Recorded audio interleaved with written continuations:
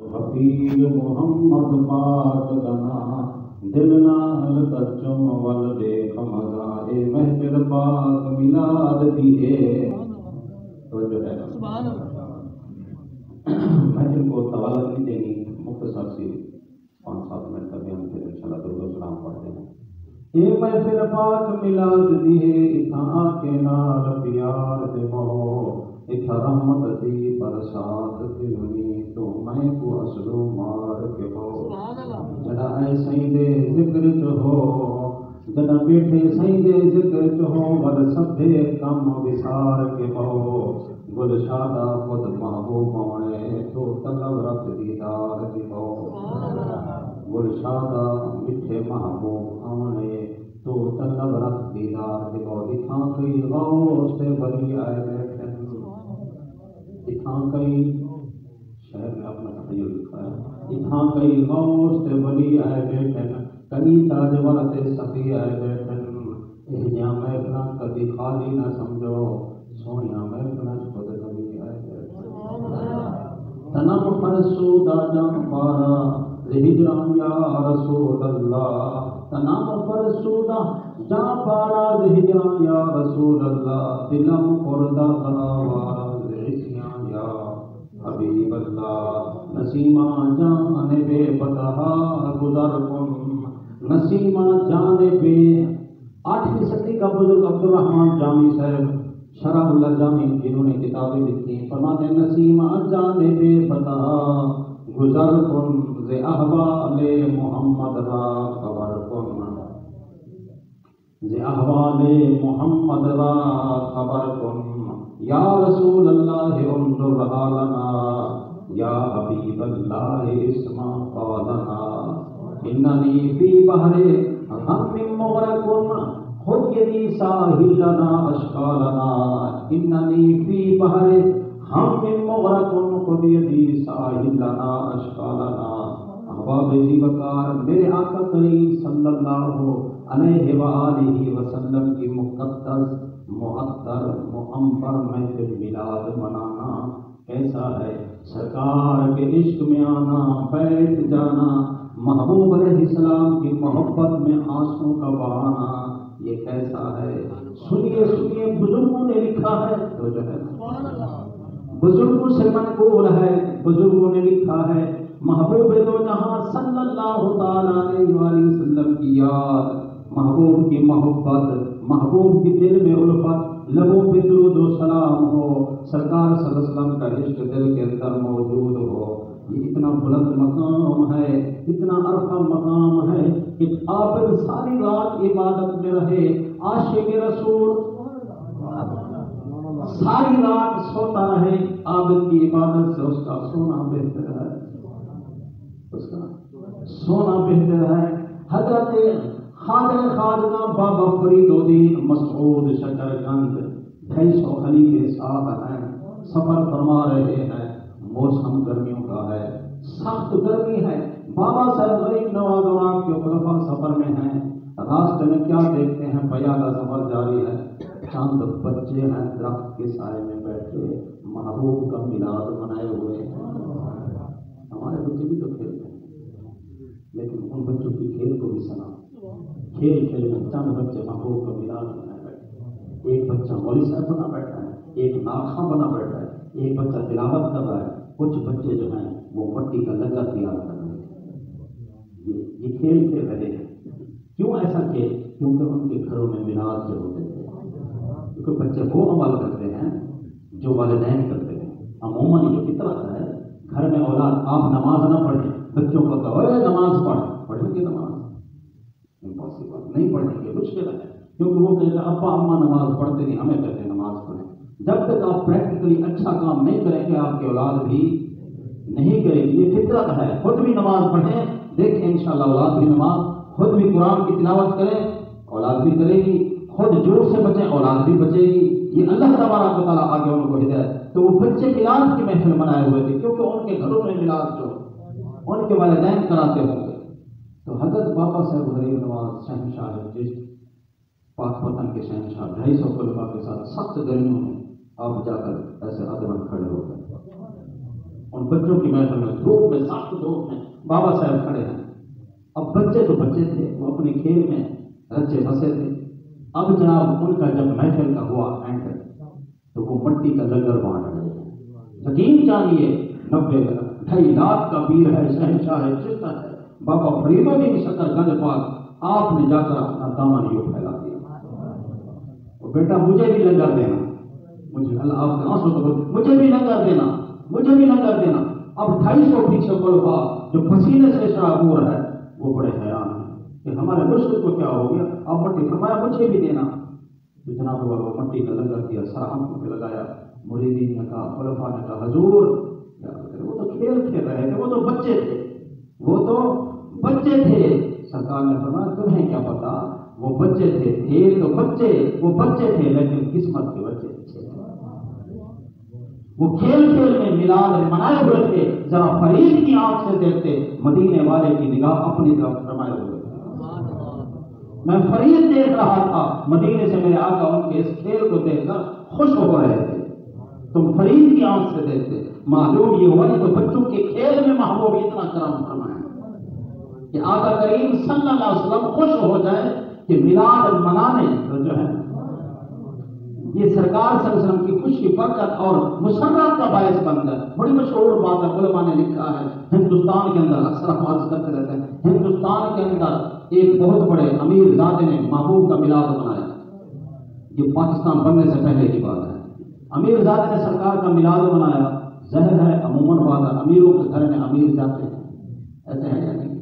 کیونکہ تمندار کی محفل تھی تو امیروں کے گھر میں امیر جاتے ہیں. ایک بڑھیا مسلمان سرکار کے دیوانی مستانی پروانی غریب وہ اس میلاد پہ چلی گئی. اس میلاد میں آگے امیر زادے کے کھڑے تھے وہ جو دربانی نوکر ہوتے ہیں، چمچے جس کو بولتے ہیں. انہوں نے کہا اما پیچھے ہٹ تجھے نہیں پتا، خان صاحب ملک صاحب سردار صاحب یہ میلاد منائے ہوئے ہیں، یہاں پر صرف بڑیروں کو آنے کی اجازت ہے، غریب کوئی نہیں آ سکتا، تو پیچھے ہٹ، یہاں سے نکل جا، واپس جا.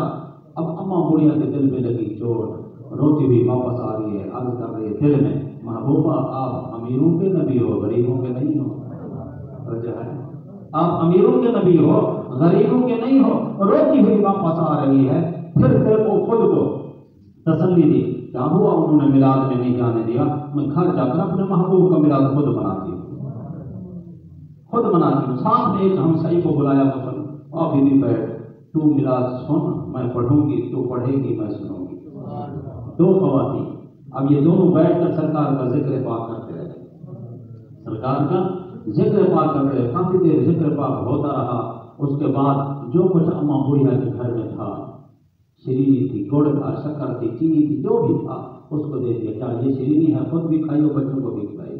بس میں نے محبوب کا میلاد بنا دیا.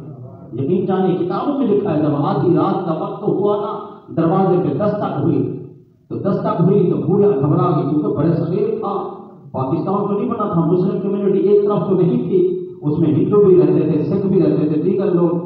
تو وہ گھبرا گئی. ہو سکتا ہے کسی ہندو نے یا سکھ نے میرے محبوب کا نام سنا ہو اور اسے تکلیف ہو گئی ہو. وہ ڈرتے ڈرتے دروازے پہ آئی، پوچھا کون ہے دروازے پہ؟ باہر سے آواز آئی، اماں دروازہ کھول، تیرے دروازے پر معین الدین اجمیری آیا ہوا. معین الدین، اللہ آپ کے آنسو قبول، معین الدین اجمیری آیا ہو. 90 لاکھ کا پیر معین الدین اجمیری آیا ہو. پہلے تو گڑیا گھبرا گئی، چونک اٹھی کہ سرکار معین الدین. پھر اس نے فوراً دروازہ کھولا تو آگے سرکار تشریف فرما.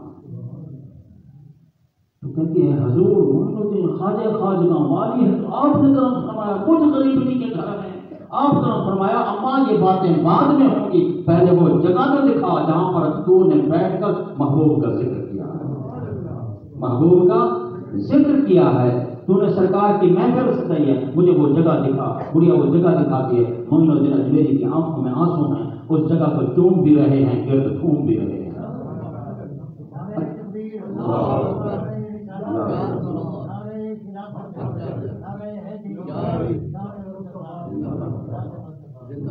اچھا، یہاں ایک دل میں سوال آیا کہ قاری صاحب معین الدین اجمیری تو 900 سال پہلے اس دنیا سے چلے گا، اس کے گھر میں کیسے پہنچے؟ آتا ہے نا سوال ذہن میں، ضرور آتا ہے. تو اس کا جواب حدیث پاک سے ہے، مسلم شریف کی حدیث ہے.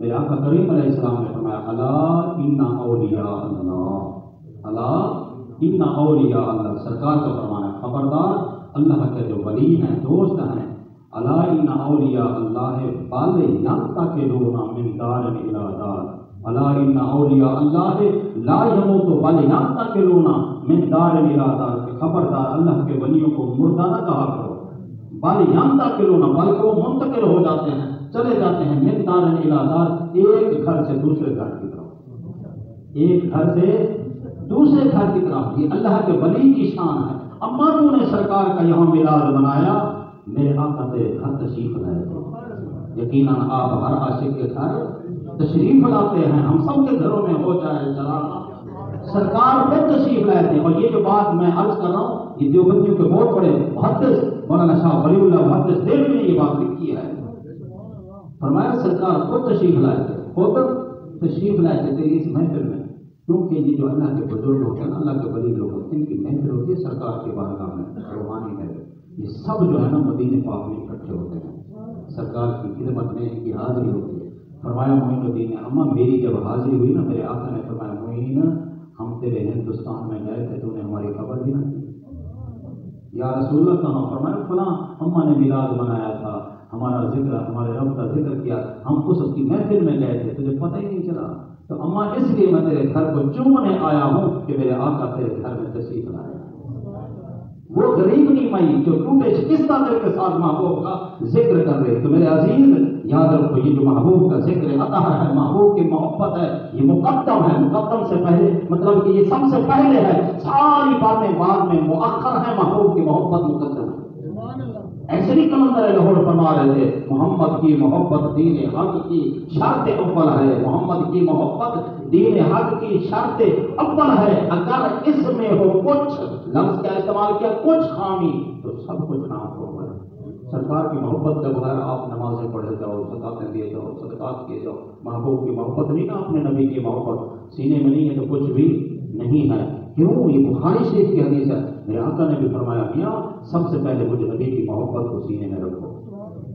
سرکار صلی اللہ علیہ وسلم نے خود ارشاد فرمایا سب سے پہلے لا یؤمن احدکم، یہ بڑی مشہور حدیث ہے، بخاری میں بھی ہے، مسلم میں، ترمذی میں بھی ہے، لا یؤمن احدکم حتی اکون احب الیہ من والدہ ووالدہ والناس اجمعین۔ ایک صحابی آ کر عرض کرتا ہے آقا مجھے آپ سے بڑی محبت ہے، صحابی آقا مجھے آپ سے بڑی محبت ہے، میں آپ کا دیوانہ ہوں، مستانہ ہوں۔ آقا یا رسول اللہ میں نے نا دن رات کے 4 حصے بنائے ہوئے ہیں، ایک حصے میں آپ پر درود پڑھتا ہوں۔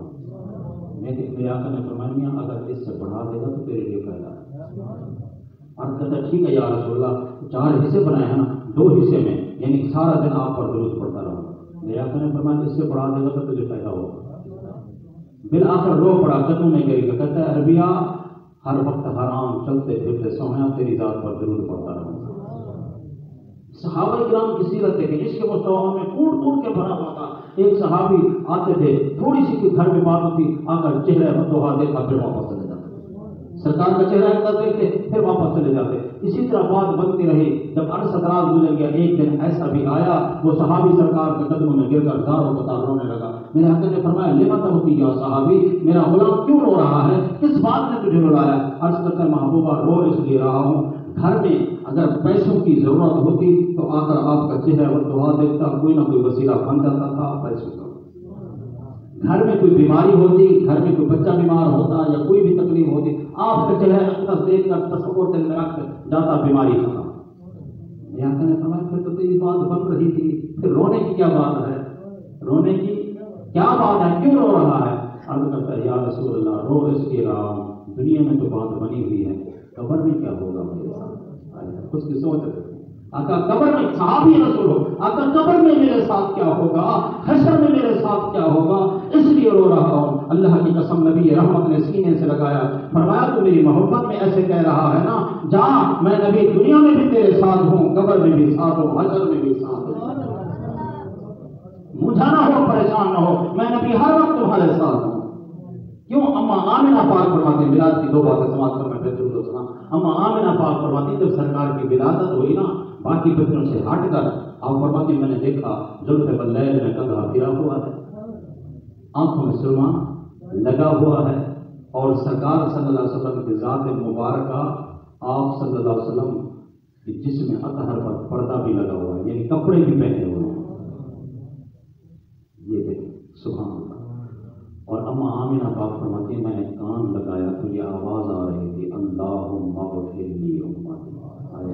یعنی اسی نقطے کو سمجھ لو، یہی بات یقین جانیے. اللہم اغفر لی تشریف لائے تو امت کا کیا، اللہم اغفر لی امتی. جب میرے آقا پردہ فرمانے لگے واللہ خدا اما عائشہ، اس حدیث کی راوی نے فرمایا کہ جب سرکار اس دنیا سے پردہ فرمانے لگے وقت آخر اما عائشہ پاک فرماتی میں نے کان لگایا تو اس وقت بھی آپ کی زبان پر یہی تھا اللہم اغفر لی. آتے ہیں تو امت کا خیال، جا رہے ہیں تو ساری زندگی